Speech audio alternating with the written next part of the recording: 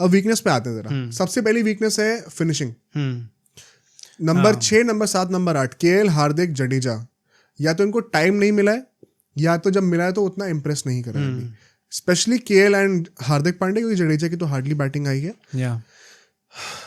I am less concerned about Hardik Pandya.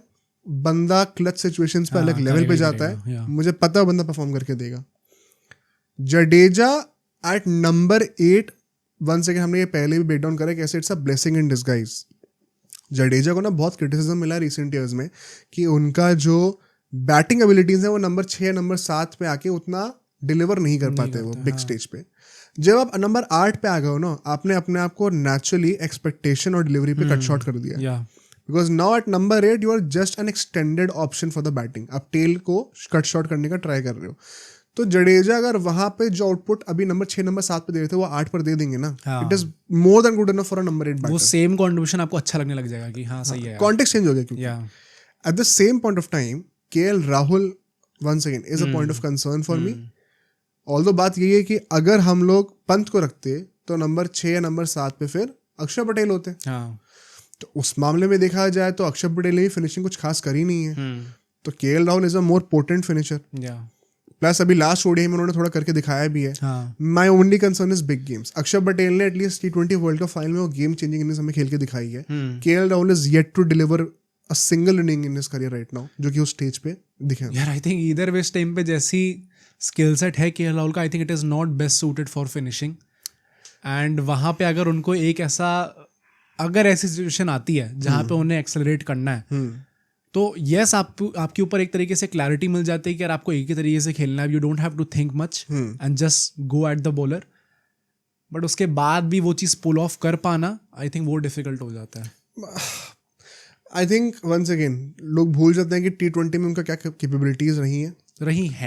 हाँ, मतलब तो यार वो बंदे में एक बार है तो वो निकाल सकता है ना दोबारा। अब कितना टाइम हो गया उस चीज़ को निकले हुए? वो भी ठीक बात है। मैं वैसे कह रहा हूँ कि वो एक स्किल सेट है जो उनके अंदर है, वो मरा नहीं है। He is capable of it. He is capable of it. And जैसे मैंने पहले कहा कि this is only going to give him more clarity. वरना आदमी फंसा होता है कि मैं थोड़ा सा एक्सटेंड करूं या फिर मार के खेलूं, जो कि आप मुझे विश्वास मत करो। केएल राहुल ने अश्विन के शो पे खुद कहा है 23 वर्ल्ड कप के बारे में कि मेरा वो एक रिग्रेट है। आई थिंक वो रिग्रेट अब आपके दिमाग से हट जाएगा, क्योंकि आपके पास वो चॉइस ही नहीं सोचने की। आप बहुत क्लियरली आपको पता को क्या करना है। तो मुझे तो लगता है ये ब्लेसिंग इन डिस्गाइज हो सकती है केएल राहुल के लिए।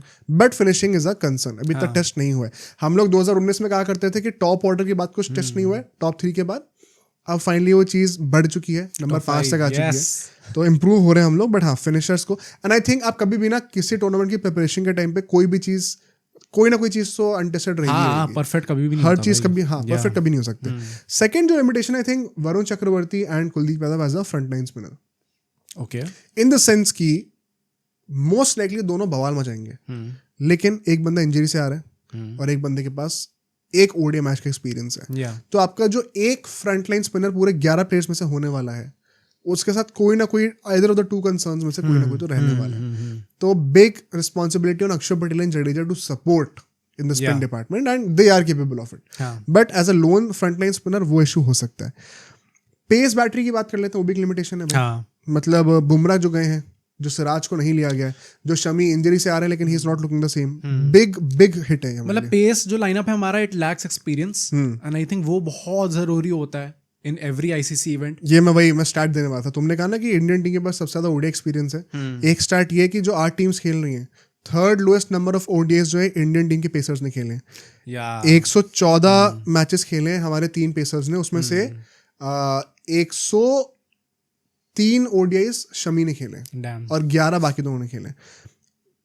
सेकेंड लोएस्ट अफगानिस्तान आती है 62 पे, और लोएस्ट कौन है वो सुन के आपका दिमाग खराब हो जाएगा। पाकिस्तान नहीं बताऊंगा बाद में। अच्छा, ओके, ठीक है, तो वो आप गेस नहीं कर सकते। But India third lowest experience पे आती है पेसर्स के लिए।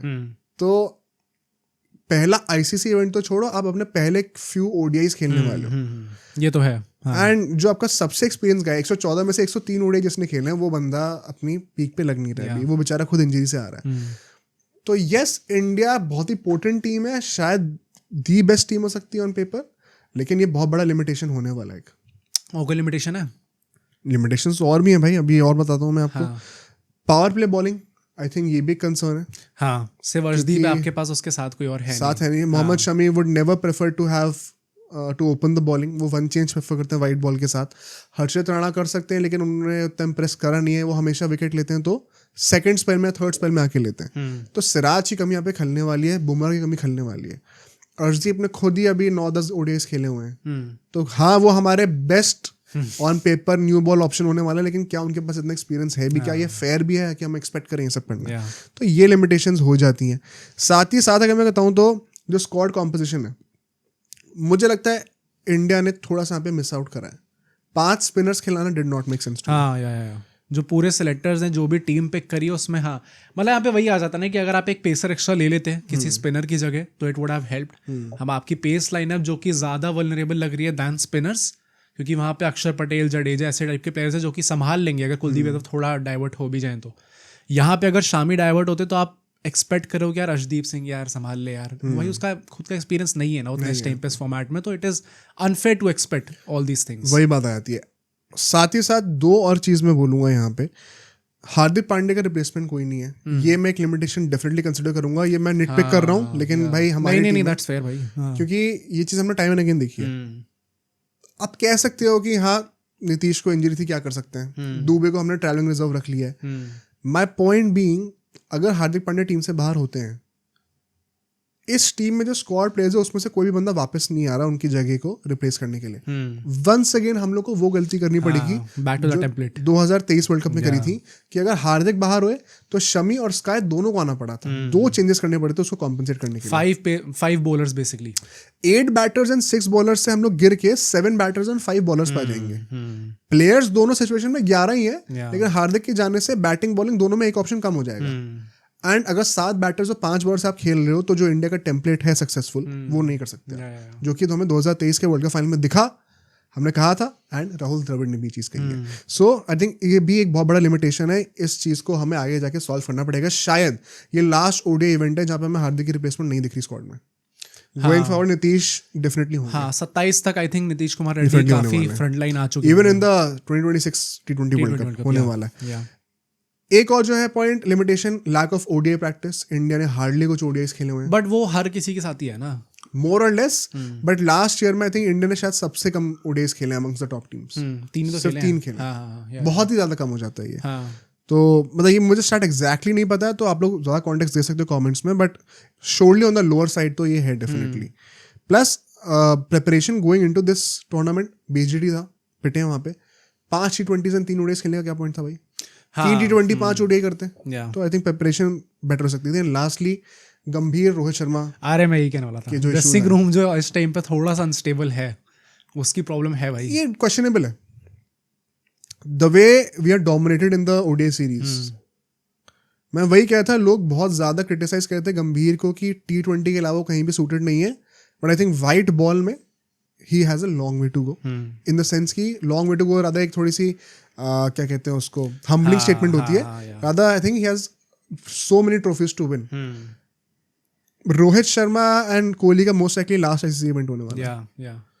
इसके बाद कमान जो है वो गंभीर के हाथों में ही है।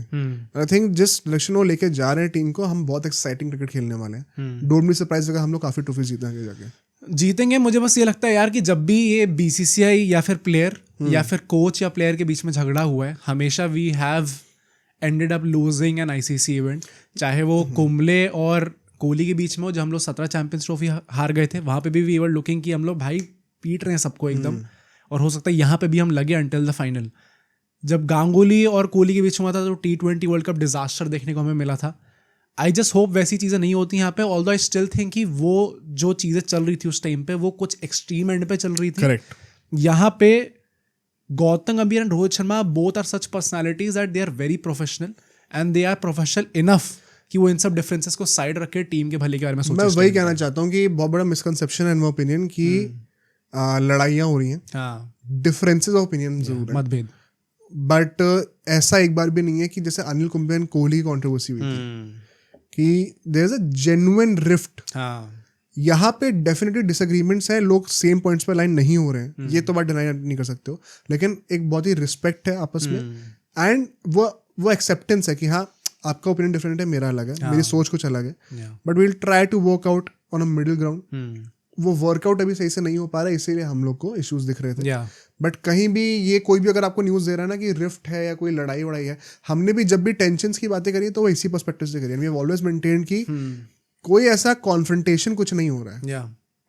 ये है हाँ कि इफ गौतम गंभीर फील्स अ सर्टेन वे वो एक्सप्रेस करेंगे, बट उस चीज़ की रिस्पेक्ट रोहित शर्मा की साइड से भी है, कोहली की साइड से भी है, वो इशू नहीं होने वाला. हाँ. And I think things are improving. हाँ, मुझे भी लगता है थोड़ा एक पॉजिटिव ट्रेंड में. तो ये लिमिटेशन थी but it may no longer be a concern. ये भी हो सकता है बिकॉज आई थिंक दोनों ने मिलके म्यूचुअली, क्योंकि you see that in the squad also, Gambhir wanted Samson, उसने का पंच चाहिए. Now they are reaching a middle ground कि चलो पंच को फिर स्टार्ट नहीं करेंगे, एटलीस्ट स्केल को हम लोग स्टार्ट कराने वाले. एग्जाम्पल दे रहा हूँ. तो they are reaching a middle ground क्योंकि क्राइसिस भी है इस वक्त, इंजरीज काफी हो रखी हैं, तो लोग मिलके काम कर रहे हैं. आई थिंक ये एक अच्छी न्यूज़ है इंडियन टीम के लिए. अब सोचो अगर एक क्लिप इतनी बढ़िया थी तो पूरा का पूरा पॉडकास्ट कितना बढ़िया होगा. तो अगर आपको इसी क्लिप का पूरा पॉडकास्ट देखना है तो यहाँ पे क्लिक करिए, और अगर आपको ऐसे ही और क्लिप्स बिंज वॉच करनी है तो यहाँ पे क्लिक करिए.